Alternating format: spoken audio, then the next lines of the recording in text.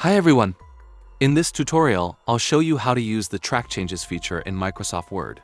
This tool is really helpful when working on group projects, essays, or documents that need editing.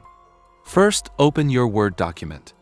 Go to the Review tab at the top. In the middle, you'll see the Track Changes button. Click on it, and from now on, every edit you make will be highlighted.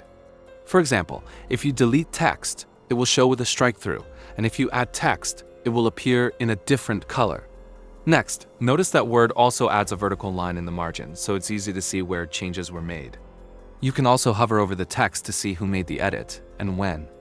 If you're reviewing someone else's work, you can use the Accept or Reject buttons under the Review tab to approve or dismiss each change.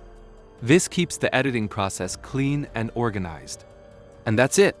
You've learned how to turn on track changes, make edits, and manage them in Word. Don't forget to subscribe and like this video for more quick tutorials.